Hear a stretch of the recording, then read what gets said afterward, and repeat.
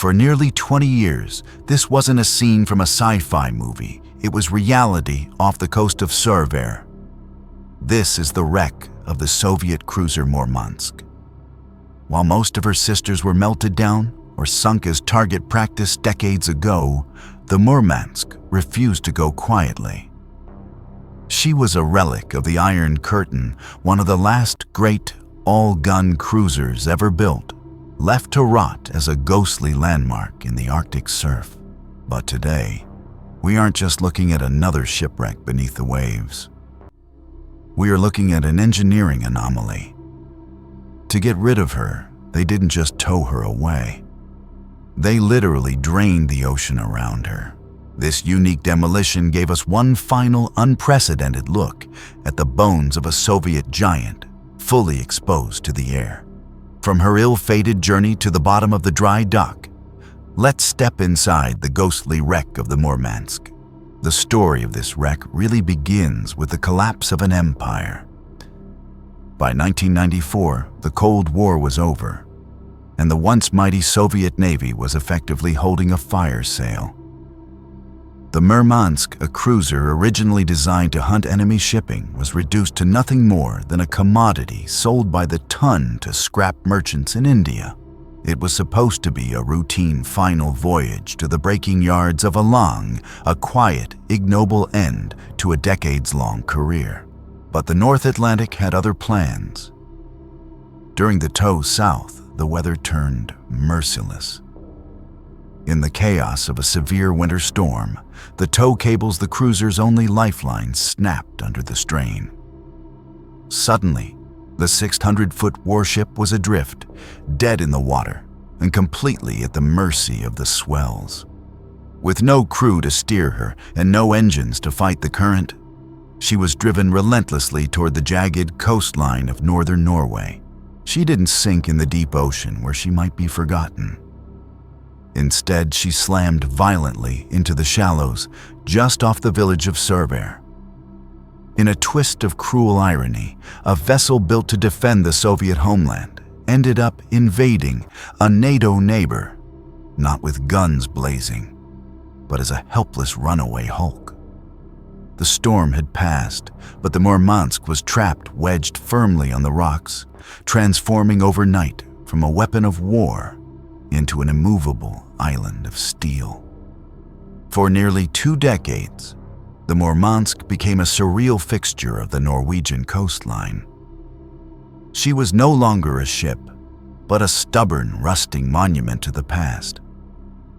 In the early years, the cruiser rested awkwardly on her side, half submerged and battered by the tides, before eventually settling onto a more even keel as her hull ground deeper into the seabed.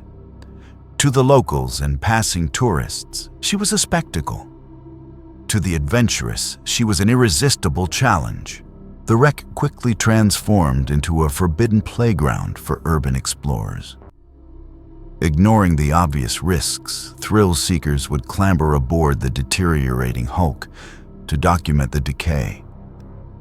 Their photos captured a haunting scene: anti-aircraft guns still pointing defiantly at the skybridge instruments, frozen in time and long dark corridors where the only sound was the groaning of stressed metal. It was a time capsule of the Soviet era, slowly being reclaimed by the ocean. However, beneath the romantic allure of the ghost ship lay a toxic reality. The Murmansk was a ticking ecological time bomb.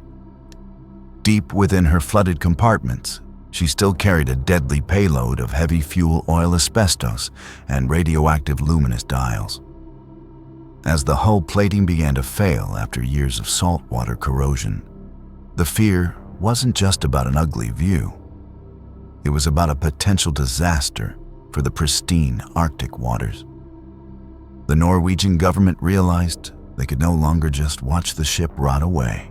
The time for tourism was over. The time for a radical intervention had begun. By the late 2000s, the situation had reached a breaking point. The Murmansk was too structurally compromised to be refloated, and her hull was too fragile to be towed. She was a giant, poisonous puzzle stuck in a sensitive ecosystem. The solution proposed by the Norwegian authorities and the salvage company AFDCom was as audacious as it was expensive. If they couldn't bring the ship to the scrapyard, they would bring the scrapyard to the ship. The plan was an engineering marvel known as a cofferdam. They began the mammoth task of constructing a massive watertight barrier completely encircling the wreck. This wasn't just a simple fence. It was a feat of precision marine engineering designed to withstand the brutal lashing of the Norwegian Sea. Once the perimeter was sealed, the pumps began their work day and night, sucking millions of gallons of Atlantic water back into the ocean. As the water level dropped, something incredible happened. For the first time since 1994, the Murmansk emerged from her watery grave fully exposed to the open air. Seeing the ship in its entirety, not just the superstructure but the massive, elegant lines of the lower hull, was like watching a sea monster being brought to light. The cofferdam had effectively turned the seabed into a dry dock, creating a surreal man-made crater in the middle of the fjord. Inside this hollowed-out arena, the ghostly Relic stood naked, stripped of the ocean's cover, ready for the final surgical process of her destruction. The stage was set for the ultimate autopsy of a Cold War titan. With the water gone, the salvage crew descended upon the Murmansk like surgeons on a cold operating table. The sight was jarring. In the dry glare of the Norwegian sun, the cruiser looked less like a majestic warship and more like a decaying carcass. The scrapping process was methodical and ruthless, a literal head-to-toe deconstruction of an empire's pride. The demolition begins with the superstructure, the bridge, the radar towers, and the iconic funnel.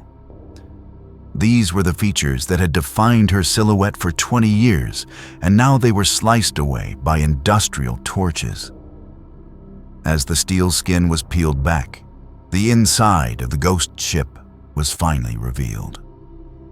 It was a chaotic mess of rusted frames, buckled bulkheads, and thick black mud. The internal compartments, which had been underwater for 2 decades, were unrecognizable, reduced to a labyrinth of corroded metal that groaned under its own weight. What made this autopsy truly unique were the guns. In any other setting, these triple-barreled turrets would be museum pieces. Here they were obstacles to be removed. One of the most haunting sights during the scrapping was seeing the secondary mounts jutting out of the mud, completely isolated as the ship was cut away from around them. The main turrets showed the toll of time. As they were exposed, it became clear that the internal mechanisms had failed, leaving the barrels slumped at different awkward angles, a final broken salute. As the scrappers worked from the bow toward the stern, the elegant lines of the hull were replaced by a jagged, twisted mess of armor plate and debris. The ship was vanishing piece by piece. Giant hydraulic shears and torches tore through the steel that had once been designed to withstand naval bombardment. By the time they reached the stern, there was no longer a ship to speak of, just a shrinking island of ruined metal sitting in a pit of Arctic mud.